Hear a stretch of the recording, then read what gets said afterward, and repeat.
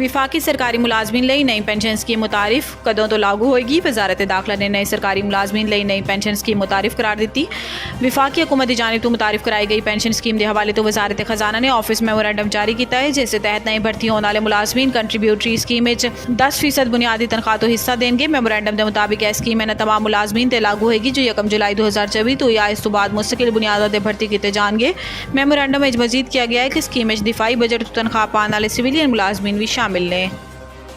Governor Pakhtunkhwa ने वज़ीर आला अली अमीन तो एतमाद दा वोट लैन का मुतालबा कर दिता। गवर्नर पख्तूनख्वा फैसल करीम कुंडी ने वज़ीर आला अली अमीन गंडापुर तो एतमाद दा वोट लैन का मुतालबा कर दिता है। पिशावर मीडिया नाल गुफ्तगू करते हुए फैसल करीम कुंडी का कहना है कि अली अमीन गंडापुर अक्सरियत खो चुके हैं और असम्बली तो एतमाद दा वोट लैन 2/3 अक्सरियत वाले वज़ीर आला अपनी असम्बली जान तो कतरा रहे हैं। 4 मरतबा इजलास मुलतवी हो चुका है। इन्हों का कहना है कि वज़ीर आला दे कोल अक्सरियत नहीं, इन्हों के खिलाफ तहरीक अदम एतमाद आ सकती है। मैं सरकारी तौर पर भी वज़ीर आला नूं एतमाद दा वोट लैन का कह सकता वां।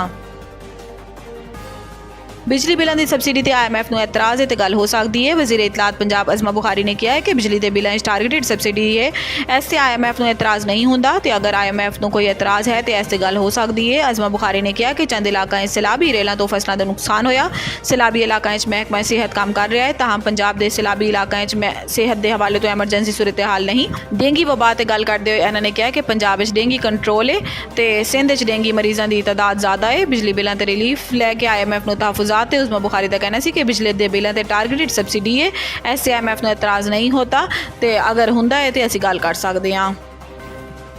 किसी बलोच ने किसी पंजाबी पख्तून नूं नहीं बल्कि दहशतगर्दां ने पाकिस्तानियों नूं मारिया। वज़ीर आला बलोचिस्तान मीर सरफराज बुगटी ने मासूम लोगों नूं निशाना बनाने वालों नूं इबरत दा निशान बनाने का अज़म किया है। बलोचिस्तान काबीना नाल खिताब करते हुए सरफराज बुगटी ने कहा कि मासूम लोगों नूं निशाना बनाने वालों नूं निशाने इबरत बनावांगे। इस जहन च रखना चाहिए है कि किसी बलोच ने किसी पंजाबी या पख्तून नूं नहीं बल्कि दहशतगर्दां ने पाकिस्तानियों नूं मारा है। इन्होंने कहा कि कल असम्बली के इजलास यकसू ते मुत्तफिक होकर दहशतगर्दी के वाक़यात की मजम्मत की गई। मुट्ठी भर दहशतगर्द आसान हदफ ढूंढ के हमला करते हैं। याद रहे कि बलोचिस्तान हालिया दहशतगर्दी दे पै दर पै वाक़याती सिक्योरिटी फोर्सेस के एहलकारां समेत 55 अफराद जाँ बहक ते मुतअद्दिद जख्मी होए, जबकि ऑपरेशन के दौरान फोर्सेस ने दर्जनां दहशतगर्दां नूं हलाक किया है।